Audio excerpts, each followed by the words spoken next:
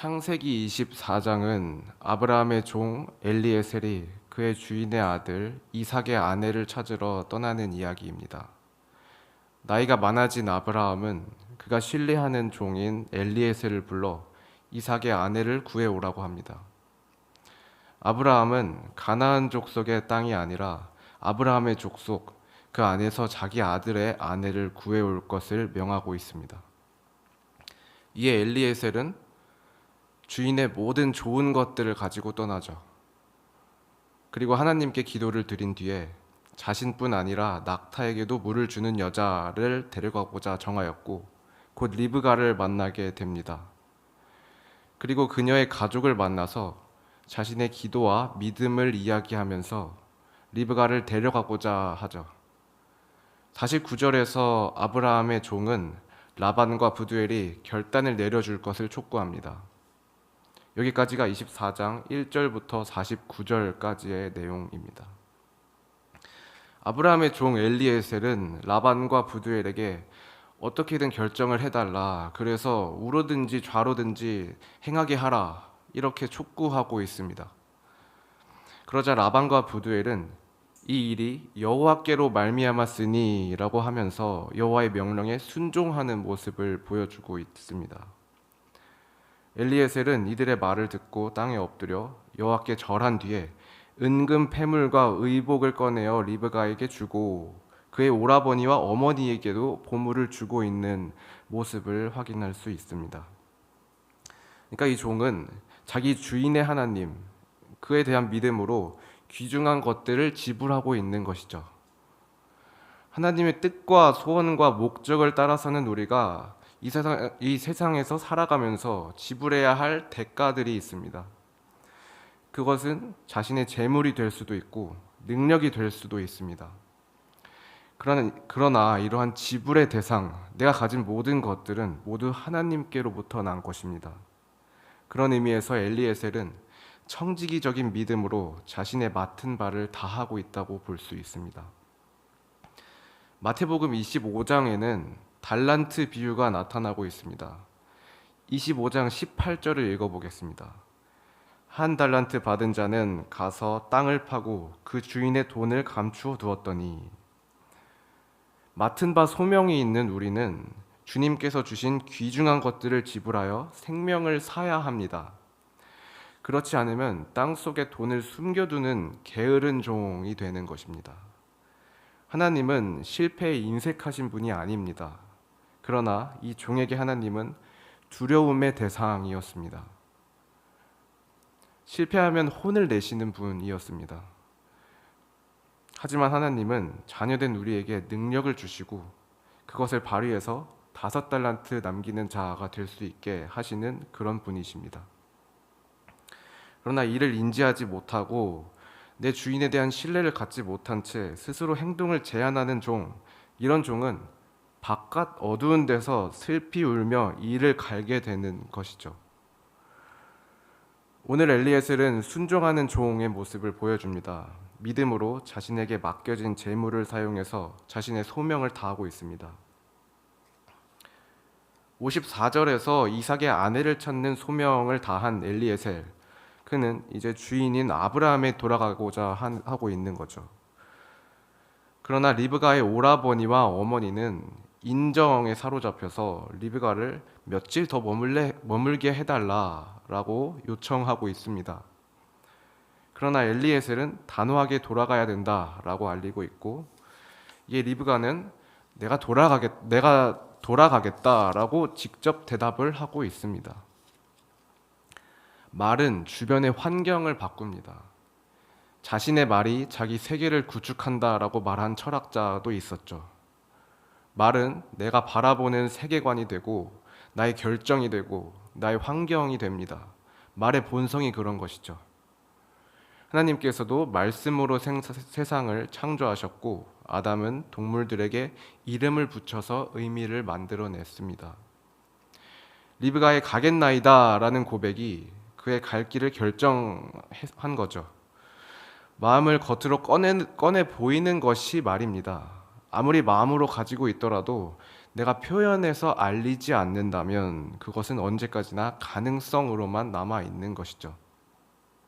하나님은 우리에게 여러 가지 사건과 음성으로 말씀하시지만 어떤 마음을 주심으로써 우리와 관계하기를 원하실 때가 있습니다. 그러나 세상의 소리가 너무 커서 이 마음의 귀를 기울이지 못하는 우리는 때로 발견하고 있습니다. 우리는 마음의 소리에 귀를 기울이고 아멘 하고 응답해서 내가 가겠나이다 라고 말을 해야 합니다. 이처럼 청직이 된 우리는 말을 통해 생명을 이루어 나가는 사명을 가지고 있습니다. 리브가와 유모 그리고 아브라함의 종 엘리에셀이 이제 함께 떠나게 됐습니다. 62절을 보면 그때 이삭이라고 시작하면서 이제 시점은 엘리에셀에서 이삭으로 전환되고 있습니다. 아브라함의 늙은 종으로부터 아브라함의 아들 이삭에게로 주도권이 넘겨지고 있는 과정을 보고 있는 거죠. 이삭은 이 과정 속에서 아버지가 정해주신 짝을 수동적으로 건네받는 인물이 아닙니다. 그는 결심해서 리브가를 마중 나왔고 그녀를 아내로 맞아 사랑했으며 그녀로부터 위로를 얻고 있습니다.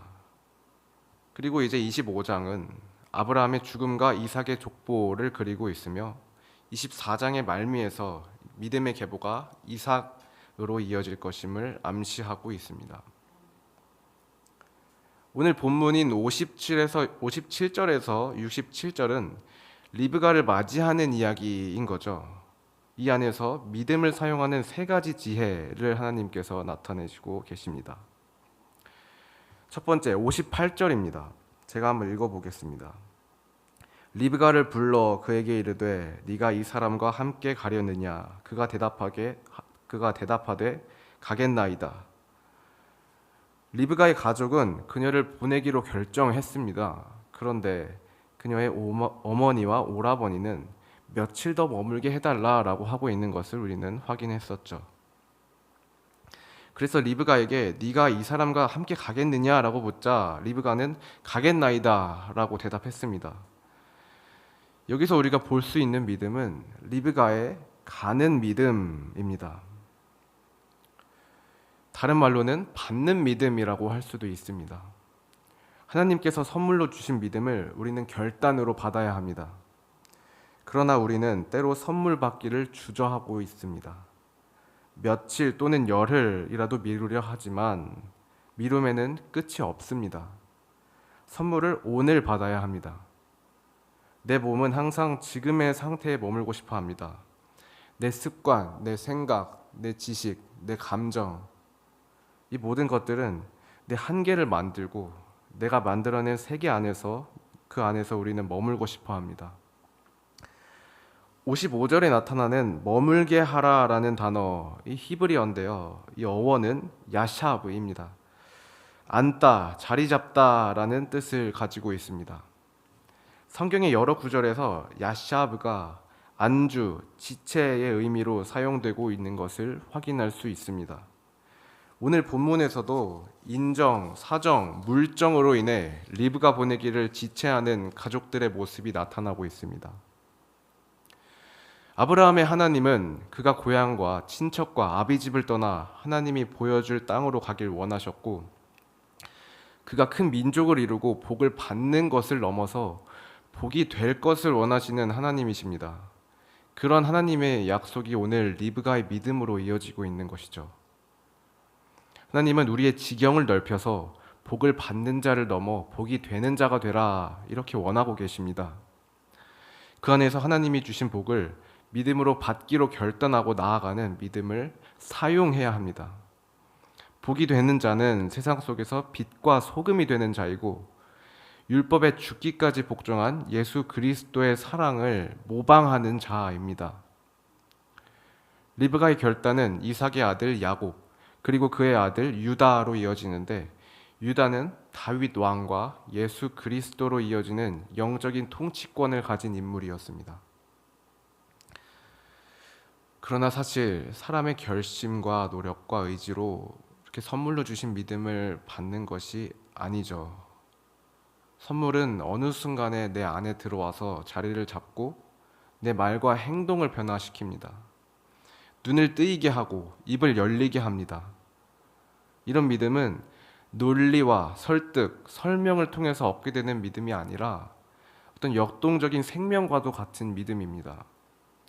관계 안에서, 시간 안에서 때가 점점 차올라서 누리게 되는 기쁨과도 같은 그런 믿음입니다.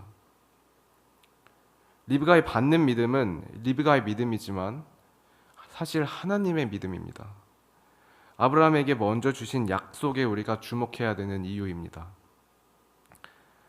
그런 의미에서 이 믿음은 세상이 말하는 목소리, 내가 반드시 이루고야 말리라 라는 그런 거짓 근성을 전복해서 우리에게 근원적인 평화와 존재의 기쁨을 가져다 주는 신비, 기적 이런 것과 같은 것입니다. 따라서 이삭과 리브가를 통해 이루어지는 그리스도의 계보는 사람의 노력으로 이루는 것이 아니라 하나님이 주신 선물입니다. 믿음 사용의 두 번째 지혜는 56절에 나타나고 있습니다.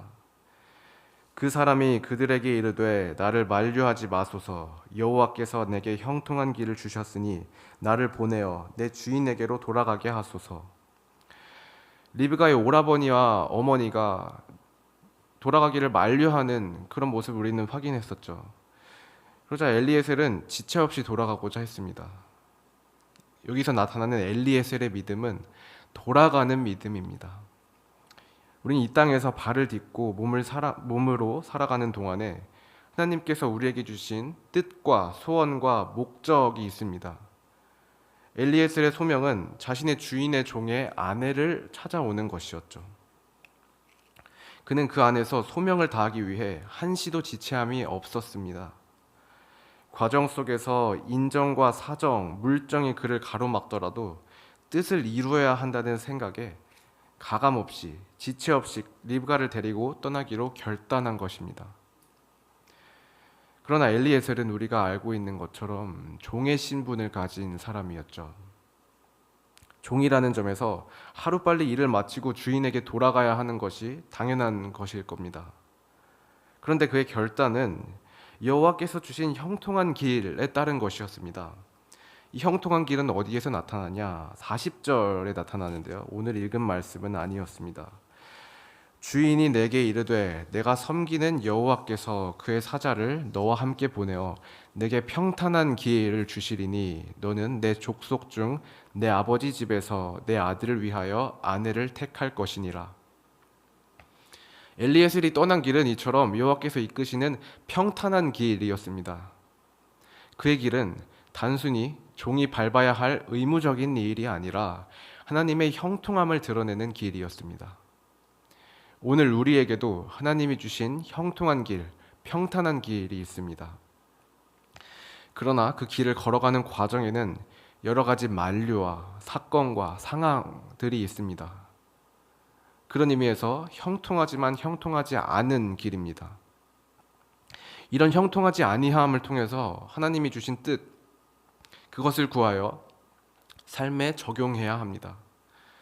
그러므로 형통한 길은 우리가 믿음을 사용해서 이루어 나가야 하는 것입니다. 나에게 맡겨진 사명을 묻고 구체적인 상황과 사건 속에서 말씀하시는 하나님의 목소리에 귀를 기울여야 합니다. 그 안에서 나에게 주시는 마음이 무엇인지를 되물어야 합니다. 그 말씀에 순종하고 믿음을 사용할 때 하나님께서는 형통한 길을 우리에게 보여주십니다. 믿음 사용의 세 번째 지혜입니다. 67절입니다.